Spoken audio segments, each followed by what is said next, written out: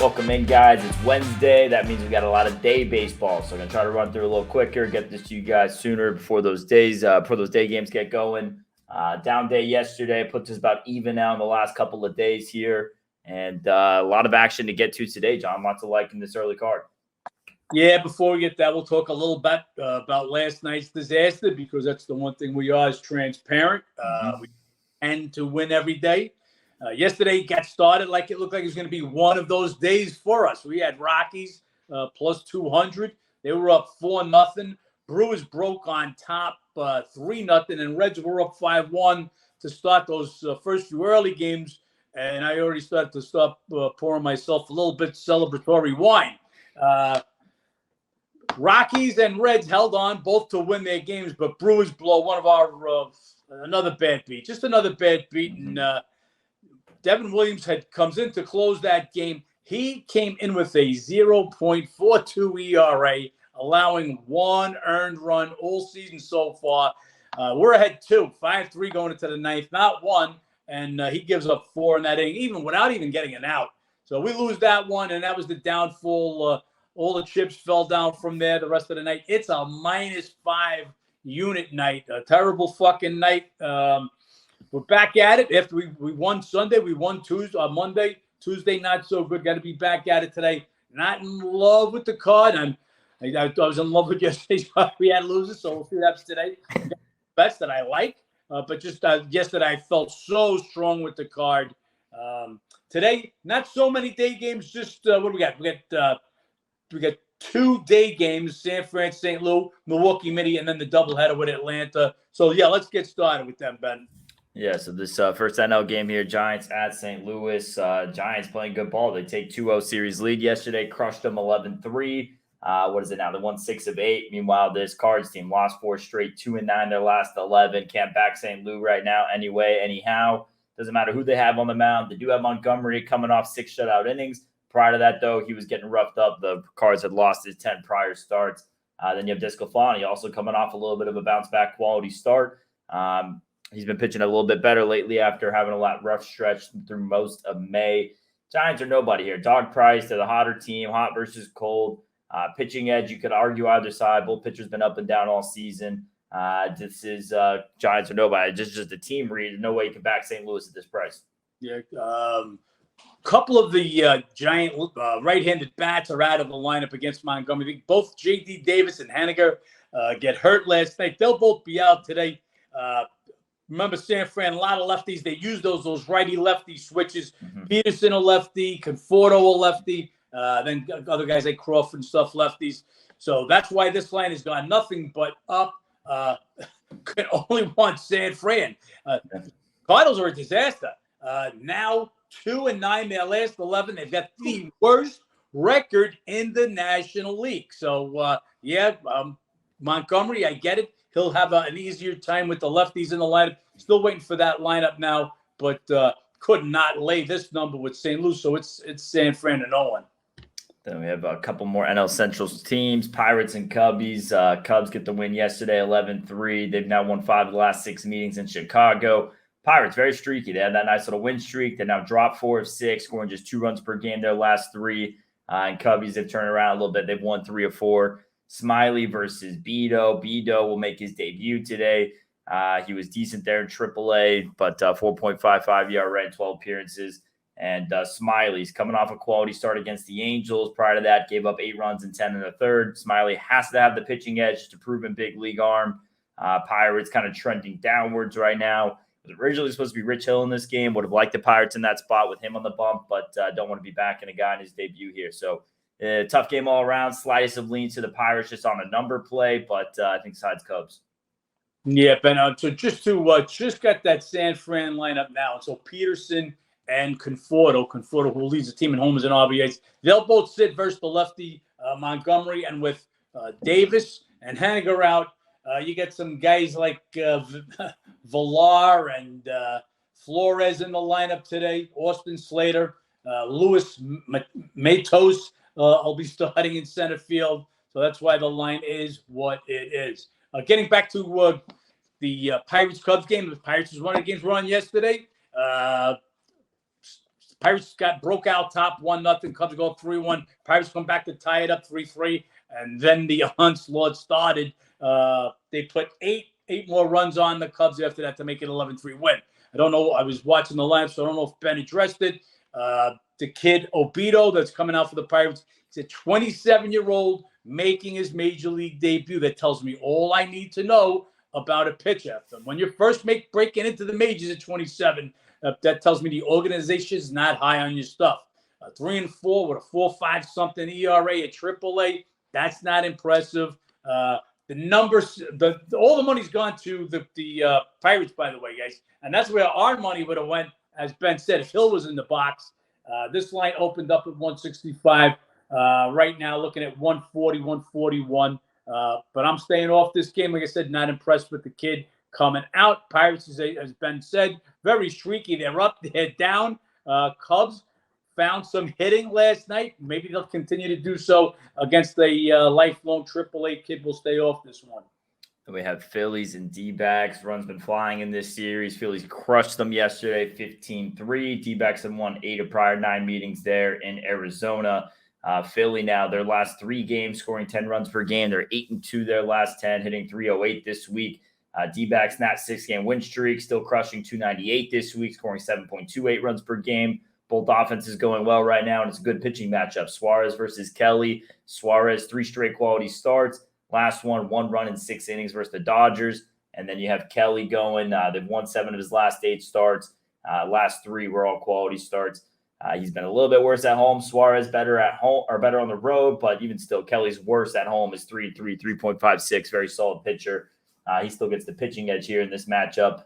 Lean a little bit here to the Phillies. This is their bats going crazy right now. You have Suarez who's been going well. I would need a bit more on this price to be interested in it, especially with their road struggles. But so far in this series, in 2 road games, put up 22 runs. Bats are traveling. Yeah, no, they really laid it on last night. That's what makes me like Arizona a little more. 15-3, a beatdown in front of their hometown fans. Expect them to come with a game. Suarez, as Ben said, definitely looks better. Remember, he started the year on the IL, couple of rough starts, looks good his last 3 starts. But Kelly's one of your top 10 pitchers in baseball right now. So you take Kelly, got to give him the pitching edge. We're going to give Arizona, the best record in the National League. Yep.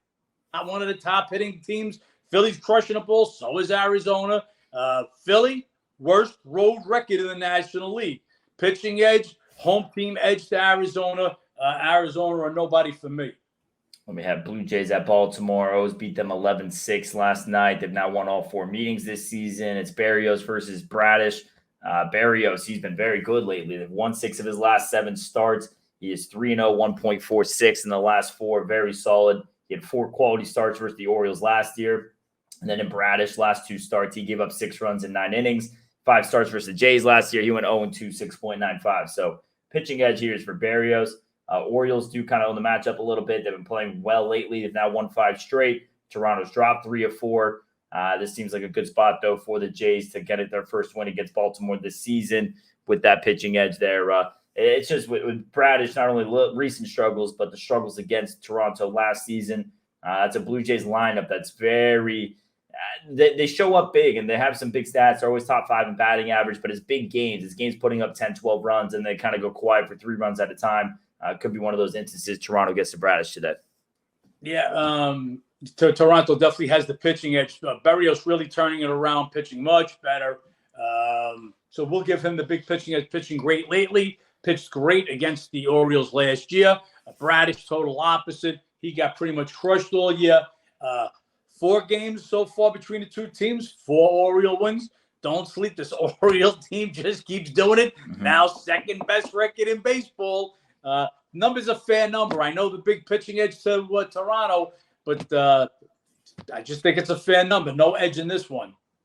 We have Angels at Texas. Angels won the first 2 in this series. Rangers, after looking like maybe the best team in baseball there for a good bit, they're in a slump right now. They've now dropped 5 of 6, hitting just 207 this week.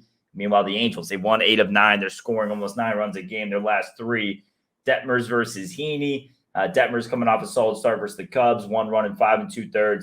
Prior to that, he was getting roughed up a little bit. And then Heaney, he's been getting roughed up a little bit. Last 2 starts, 7 runs across 8 innings pitched. Tough to argue a pitching edge either side there. A couple of lefties can get cracked. But Angels right now, important to note, they're doing it with a long ball this week, 14 homers this week. And he tends to give those up. So that's a little bit of an edge there as well to the Angels. Trout sat yesterday. Ohtani pitches tomorrow against Eovaldi. Wouldn't be surprised if Ohtani gets the day off today before the series closed yesterday against Eovaldi. So we'll see if that's the case. If he gets the rest, Trout got the rest yesterday. But to me, this game, have to see lineups, would be Angels or no one still. Just hot team right now getting dog money. Yeah, I have to agree. Texas in a little bit of a slump right now. They were running red hot, lose to the Cardinals, a 1-0 game on the look ahead to Tampa Bay, lose 2 of 3 at Tampa Bay, and now lost the first 2 here. The bats have cooled off just a little bit. 2 pitches that I expect to get hit. We'll see how this one breaks down. Obviously, the lineup is everything if Ohtani's in or out. But, yeah, we'd have to take the price or nobody in this one. Then we have Rays at Oakland. How about this Oakland A's team? 7 straight, hottest team in baseball right now, getting it done with the pitching of all things. Glasnow versus Medina. Oakland, they started using a lot of openers this week. They announced one late last night with Fujinami going to end up being the opener in that game.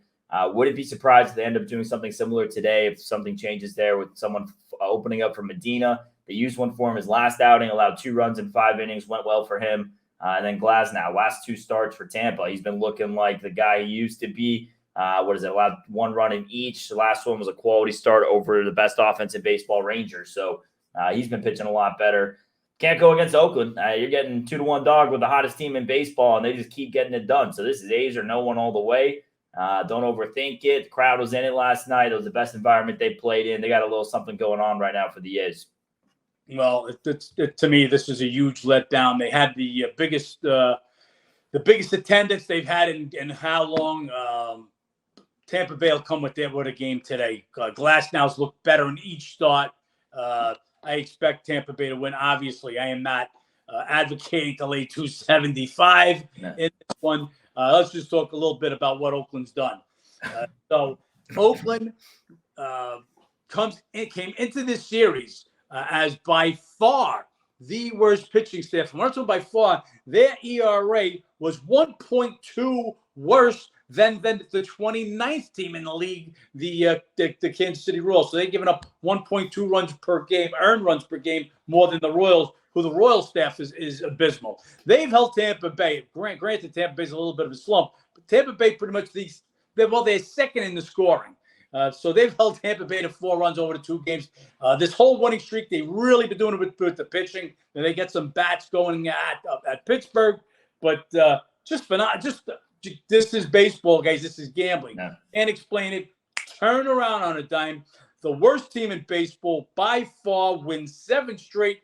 Not only won 7 straight, they beat the best team in baseball the first 2 games, the Tampa Bay Rays. Last week, it was the best road team in baseball, 2 out of 3, the Atlanta Braves. But today, I think this comes to an end. Like I said, I think yesterday was the pinnacle. All the fans came with the protest, the reverse protest. They win a tightly pitched game, 2-1. I think today the bats start going for Tampa Bay. Glasnow, who I said looks better in each start, he'll beat them. But again, I'm not telling you guys to lay 270. The pick vault might tell you that, but you won't from us. Then we have another big favorite, Braves at Detroit doubleheader today. Yesterday got postponed. Detroit, they forced extras in the 9th. What was that, on Monday, and they won that game in extra innings. Strider versus Olsen, same matchup we were supposed to see yesterday. Strider coming off a rough start against the Mets. Olsen, 2 career starts. He's been solid, 3 runs in 10 innings. This Tigers are no one for me. It's a big number here.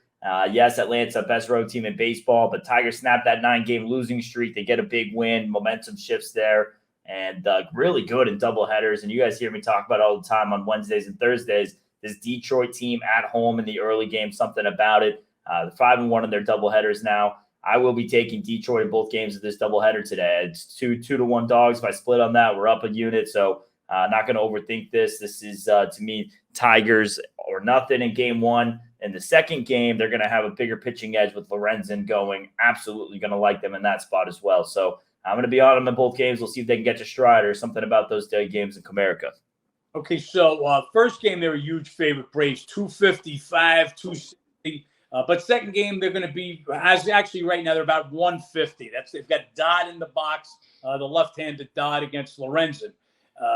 It could only be Detroit and nobody in this game. Braves really let one slip away. The opener of this series, and now they just sat around for 24 hours. So they get the doubleheader going today. Murphy and Ozuna not in the game one starting lineup for Atlanta, which figures they'll split up. So Murphy will probably catch the second game, and Darno will sit out the second game. But yeah, hey, Strider, if he's dominating, then maybe you want to stay off this game. Not so much lately. They get crushed his last time out. 8 runs off 8 hits in 4 innings against the Mets. On the road, 4.1, 2.86 ERA, so better than he's been doing at home. But a lot of that's got to do with that last outing with the Mets game. Just a huge number. If you want to fool around, as Ben said, play it small. See if the Tigers could steal one of the doubleheader at home. That's about it. Then we have Brewers at Minnesota. It's Rhea versus Aubert. Brewers yesterday blow a lead late. Twins. That was one of the bad beats from yesterday we touched on earlier. Rhea's last time out, 5 shutout innings versus the Orioles. They had won his 4 prior starts. The Orioles, that was the game we were on. They ended up coming back, winning that game. So should have won the last 5 starts, really. He's been pitching decent. And then Aubert, he was roughed up his last time out. Prior to that, though, he was going well. 2 runs in 11 innings. This is, pitching edge still to Aubert. Big price here, though, for Minnesota. Bats not doing so much. Brewers, I mean, they just need a get-right spot. They get swept by Oakland, lose a couple here. You got Burns on the mound, doesn't get it done. Big number here for Milwaukee. Playing bad baseball right now, but, man, do they need a win here at the back end of this series. They do, and I'm actually going to hold my nose and come with the Brewers again today. I had them yesterday, let us down, as we said, 5-3 lead going to the 9th. They led that by as much as 5-2. Just can't make the Twins that big a favorite over another 500 team. Milwaukee's not a terrible team. They're a 500 team. Ray has been a decent pitcher for them last few outings. Ober, good, but not one of their aces. That's Ryan and Gray. So just can't make them that much of a high number. I thought it was worth to take it plus 143. Then we have Rockies at Red Sox. Rockies have won the first 2 games in extra innings. To me, it's still them or no one in this matchup. Another big prize is Gomber versus Whitlock. Whitlock coming off a good quality start at Yankee Stadium. He's been pitching decent. And then you have Gomber, who's just been horrible. But granted, 2 of those starts in Coors Field. He is unbackable in Coors Field, almost a 10-point ERA at home. Bit better on the road, 2-2, 4.63. His last road start, he only went 2 innings at KC, gave up 2 runs there. Prior to that, his 2 prior road starts were a couple of quality starts. Granted, Boston, another hitter-friendly ballpark, so could go bad there for Gomber. Either way, way too big of a number for a Boston team who's just 3-8 their last 11, hitting 229 this week. Rockies now, they've won 3 straight. They got momentum on their side. Yes, maybe a little bit of a letdown factor, you could argue, after a couple of extra inning games. This series just feels very similar to that Boston Cardinals series earlier this year. It was a bunch of tight games late, and Red Sox couldn't pull any of them out, and I wouldn't be surprised if that's how this one closes out either. Look, we caught the Rockies in both of the first 2 games, won both of them in extra innings, and it's probably just the Red Sox turn to win. Remember, Rockies just not a good road team. Gomber, 15 runs off 5 home runs in his last 10 2/3 inning. Yeah, some of that's at Colorado. Just don't want to back the lefty in Boston. Red Sox do hit better at Boston. 286 at home.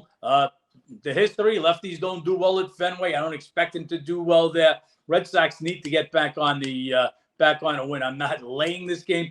I'm going to take my 2-1 plus dogs wins with the Rockies, and I'll hold on to those profits, invest them somewhere else.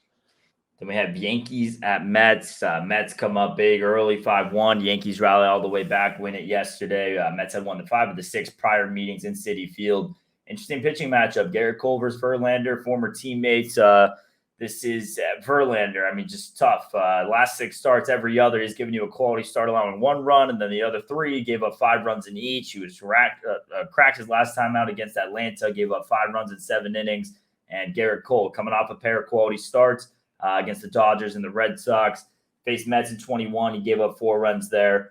Verlander does have the Yankees number a little bit. He's pitched them really well, dominated them a little bit. In the postseason as well with Houston, he's dominated them a lot the last couple of seasons, including last year. He had a quality start in the ALCS, allowing 1 run in 6 innings. This is Mets or no one to me. Verlander been very hit or miss, coming off a game where he got hit hard. And the trend after that, he's been giving you a quality start, allowing 1-run ball. And now he's going against a team he owns pretty well. Mets really needed that yesterday. Needed a good outing from Scherzer, didn't get it. Lean here to the Mets, but tough to back this team right now. They're just playing bad baseball. Forget the Mets, man. Forget the Mets. They got the game from Scherzer. They didn't get it. I don't think they're going to get it from Verlander. He owned them. This is a different Verlander. This is not the same Verlander we saw last year. That was a Cy Young winner. Just no reason to back the Mets. This is a falling knife, guys. I always use the expression, don't try to catch a falling knife. I don't want to predict a team. Let them hit the rock bottom. Let them win a couple of games. Let Verlander pitch better. Right now, I think I saw a post Verlander and Scherzer with a combined 4.4 something ERA and a combined $88 million salary. Mets are feeling it from all over. Yesterday, another one. You got Scherzer on the mound, 5-1 lead on a losing streak against your Subway Series crosstown rival. You got to put that game away. This team is as dead could be. Want no part of the Mets here. Then we have Reds at Kansas City. Our boy Lyles now 0-14 after that win yesterday for the Reds. Just keep going against that. It doesn't really matter what the number is at this point. Might as well just keep going against it. Cincy, they're now really hot. They won 5 of the last 6 meetings at KC. They've won 4 straight, 7-2 their last 9. It seems just as they called up that kid, got a nice little schedule here, and things have been going well for the Reds. It's Lively versus Lynch. Lively, he was good earlier this year. Last 2 starts, though, 12 runs off 5 homers and 13 2/3. Lynch coming off a quality start against the O's. He gave up 5 runs versus the Rockies prior to that. You could argue a little bit of a pitching edge there to Lynch, but 2 pitchers who kind of been getting cracked this season. Like the over in this matchup, feel like we're going to see a lot of runs and can only like Cincinnati, hot versus cold. KC now losing 8 straight. Thanks to the Oakland win streak, KC now has the worst home record in the MLB. So, as you said yesterday, John, worst team in baseball. Can't even look at them since you're no one here. You know, we started calling KC the worst team in baseball. Oakland's red hot. KC ice cold. Can't back them. But Lynch has looked better. Lynch was a better pitcher last year. I'll definitely give him the pitching edge over Lively. Lively was real good his first 3 outings. He was 2-1 with a 2.07 ERA, but smashed since then. But Cincy red hot, pardon the pun. KC ice cold. Want no part of the home dog in this one. Another don't want to catch that dropping knife. Mm-hmm. What are they now? 8 straight losses, 2.75 runs per game, hitting .214. Don't want no part of the worst team in baseball with the worst home record in baseball. And we have Nationals at Houston. Stros get the win yesterday. They've won 3 last 4 meetings. Nats, they've been struggling. They've lost 7 of 8, scoring 3.12 runs per game. Earlier this year, they haven't really had pitching going too much all throughout the season, but the bats were really doing well for them at one point during their win streaks. Then you have this Houston team. They haven't been playing any better lately as either. They've won 2 of their last 3, but they're 2-5 their last 7. Valdez versus Gray. Gray, Nats ace. He held the Braves to 1 run his last time out. You guys should know the story by now. He's a lot better on the road, 2-3, 2.36 in his 8 road starts. And Valdez, Mr. Quality Start, did not give a quality start his last time out. 3 runs in 5 innings against the Jays. Prior to that, he was lights out. He did have a quality start versus Nats last season. This is a big number here for the Nats, big number for the ace on the mound. Yes, Nats struggling. They've lost 7 of 8. But Valdez not coming off a dominant start. Even that little stretch he had prior to that, 2 of those against Oakland. Take it with a little bit of a grain of salt. This is Washington or nobody. Gray on the road, 2.36 ERA. That is ace level stuff, and that's not an ace price on this game tonight. Yeah. Gray, great on the road. Nationals, I believe it's 292 versus left-handed pitching. Valdez, it definitely gets the pitching advantage. There's no question about it. He didn't get a quality start. He's Mr. Consistency, almost pencil him in for a quality start. But as I said, Nats, they happen to hit lefties. They'll scratch something out against him. Astros, but they scored 6 yesterday, but Corbin held them in check pretty much. The first 4 innings, scoreless. They get 2 in the 5th, nothing in the 6th. It was in the 7th and the 8th, off some relief pitches that they tacked on some runs, which is a great job. But still 2-5 in their last 7 games at Houston. You got your best hitter, Jordan Alvarez, on the injured list. A big number. We were on Nationals yesterday for a small bet. I'll be on them at plus 220 for a small bet again today. Yeah, Valdez, you mentioned that left-handed hitting stats. He's a pitcher who pitches a bit more to contact as well, so that could favor in the Nats direction as well. Marlins at Seattle. Marlins struggling a little bit on this trip now, 2-3 after dropping the first 2 in this series. Seattle getting it done at home, 9-3 their last 12 home games. They've now won 3 of 4. They're scoring 6.75 runs per game. Bats turned around so far. Castillo versus Perez. Love what I've seen from Perez lately. I mean, he's just been great. Last 3 starts, 1 run across 15 innings. Castillo coming off a rough start against the Angels. Prior to that, though, he was pretty dominant. Around 1 run in 19 innings in the 3 prior starts. Technically, his last start was still a quality start, only 3 earned runs, but did give up 5 against the Angels. Don't want to go against Seattle here. They've turned it around. Yes, I understand what Perez has been giving you, but Seattle bats are going right now, ace on the mound. They need these home wins and don't want to be going against that right there. So this is Marlins or nobody just based off of the price and what Perez is giving you. Just not a game I want action in. So you guys are just viewing why I found Ben, why he's so sharp. Believe me, we don't talk about a lot of things before. So he's actually taking the words out of my mouth. The price says you have to bet the Marlins in here. Look underneath the statistics. So coming into this series, Miami had the good fortune of playing a 3-game series of Oakland before they started their winning streak. Yep. AC, and then go to the White Sox. Let's say call it the 2 by far worst teams in baseball. And the White Sox, are they the 6th worst? Are they the 7th worst? Some days they're worse than others. And one of those games was a 5-run 9th inning against the White Sox on Sunday. So that 8 out of 9 wins, that's where they came from. Now you're playing one of the better teams out in the West with their ace going, Castillo. Perez has looked good. But again, Perez has not gone more than 5 innings or thrown more than 88 pitches in any of his 6 starts so far this year. Again, the number says it's too big. Got to take a little shot with the Marlins here. Everything else says the Marlins are a fraud. What their stats look like right now, and now you see they're hitting 202 this week or 204 this week. While Seattle now won 3 of 4, scoring 6.75 runs a game. Marlins are nobody, but it just might be nobody. Yeah, Marlins do go back to Washington after this, so they'll get another one of those bottom-tier teams to beat up on after this series as well. Cleveland at San Diego. Padres get the win yesterday. Guardians won 3 of 4 meetings last year. Savall versus Waka. Waka's just been terrific. 6 of his last 7 starts been quality starts. 4-1, 1.07 ERA during that stretch. Coming off 6 shutout innings versus the Mariners. He definitely gets the pitching edge in this. Savall's been solid, but similar to Perez, he's not going to give you too much. Last 2 starts, 2 runs in 10 2/3. That's against the Twins and the Red Sox. He had that injury, so he's still working his way back up. We'll see if he goes any further than those 5 innings today. Either way, Waka gets the pitching edge. Cleveland was playing pretty good ball. They've dropped 2 of their last 3 now. Still crushing the ball this week, just based off of some of those games prior to losing 2 of the last 3. And Padres flipped it around a little bit. 1-4-5, scoring 6.4 runs per game. I know we've talked a lot about St. Louis going on one of their patent runs at one point this season. And San Diego has the lineup to do that. They have the roster to do that. They've been underperforming so much. So the positive regression we could see from San Diego is there. Seeing a little bit of this week. I'm not going to overreact to a 5-game stretch.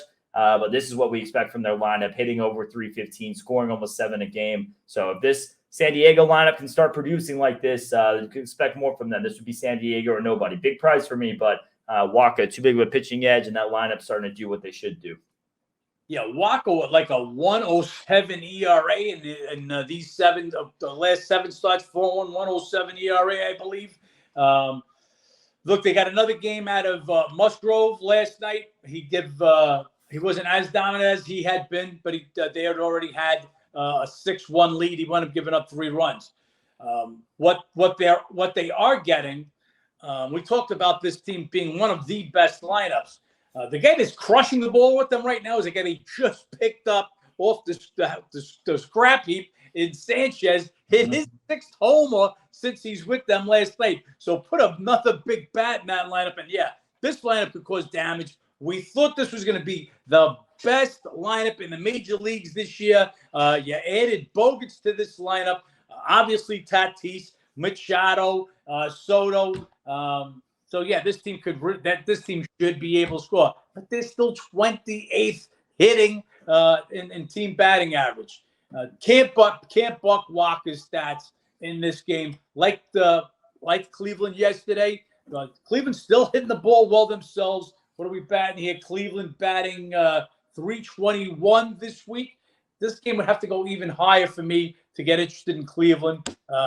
Tough to buck Walker right now. 107. These are lights out stats. I want to stay away from lights out. I want to stay away from teams like the Cardinals, 2-9, losing 9 of their 11. We want to stay away from teams that are getting crushed like a Gomber. These are certain rules I just want to stay away from. I may miss a bet occasionally with them. I'll be okay with that because you'll lose more bets trying to buck those trends. Because that's why we put a trend of the day on Instagram every day. Follow the trends. Bet against Lyles every time out. He ain't won. Bet against Syndergaard on the road. While Manoah was still in the major leagues. Bet against him every time out, especially at home. The trends work. We don't put trends up there that don't work. And then last game, White Sox at Dodgers. Big favorite on this game for a damn good reason. All you square guys out there, it's a good day to go lay the Dodgers on the run. Noble on here today. Yeah, it's Noble's type of game.